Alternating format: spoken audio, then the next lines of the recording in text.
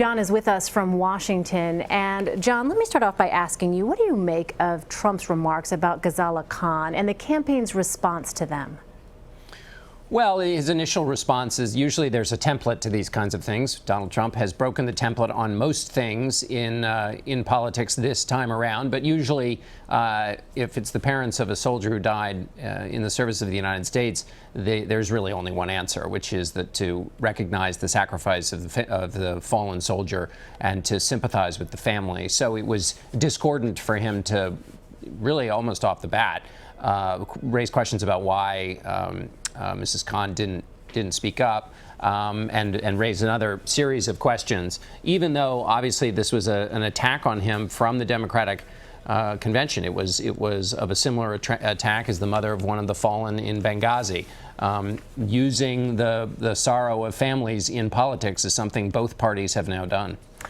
John, so Paul Manafort, obviously, as you heard him tell you, he offered his sympathy toward Mr. Khan. But then just before you spoke, Donald Trump tweeted, quote, "I was viciously attacked by Mr. Khan at the Democratic convention.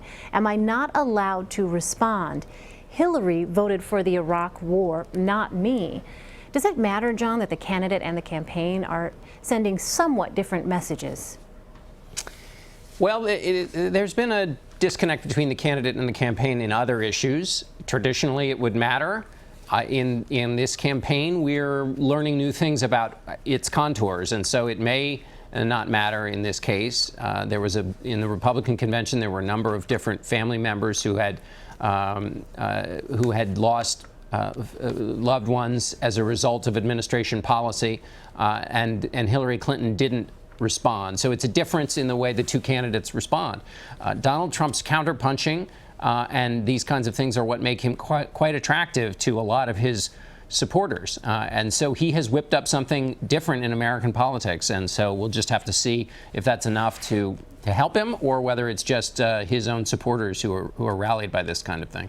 John, I want to change topics and ask you about this issue of presidential debates. Donald Trump said the debate schedule had been, quote, rigged against him, and you asked RNC Chair Reince Priebus about that. Let's take a listen.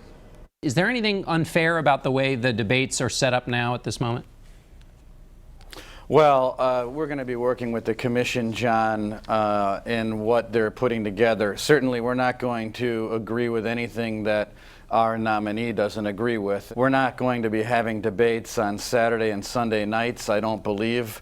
It's up to the nominee of both parties to make that decision, but certainly the RNC is going to be involved in supporting our nominee and his position on this. My personal view is that we need to maximize the audience, and that's going to be either a Tuesday, Wednesday, or Thursday night, and that's where we stand on the issue. So, John, give us some context here. Has the commission changed the debate calendar in the past? You stumped me there. I don't know if they've changed the debate in the past. We know these rules have been, or these dates have been in the mix since September of 2015. They've been on the calendar. The reason this is at issue or is important is because debates are really the next big turning point in the campaign. And they are the last chance for voters to take a look at the candidates in a different setting that's not mediated by the press or not through a campaign commercial, not through a bunch of pundits. It's actual candidates engaging with the issues. It's really the cleanest last attempt to get a look at what these people auditioning for the office of the presidency, what they're like. And so this is no small thing. And Donald Trump is one of his skills, one of the things he's selling himself on is his ability to negotiate anything.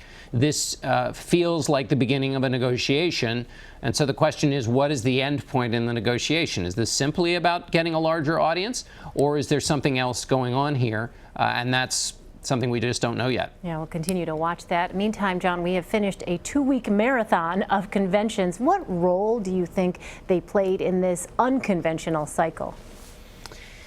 They haven't done a lot for the polls. Hillary Clinton got a 2-point bounce, the same bounce that Donald Trump got. I think what they do is they give the party activists, the people who like to put on the Republican or Democratic jersey, something that can sustain them through the campaign. So if Donald Trump, in the very clear vision that he sketched in his speech, is attractive to Republicans or to his supporters, it was such a clear message from him that it's not going to wear off by Election Day. So he gives them motivation to keep pushing for his campaign.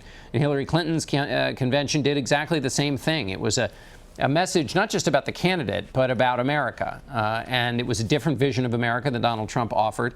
And for those in the Democratic ranks who have been squabbling over Bernie Sanders versus Hillary Clinton, it attempts to unite them in these modern campaigns where there aren't that many swing voters, although we may see a different situation in this election where there might be more swing voters. But mostly what you're trying to do is get your own team to be energized and turn out. And that's really the big job that was done by these conventions. In terms of switching those votes of any potential swing voters, that'll happen in the debates and in the period between now and when the election, when the voting stops 99 days from now.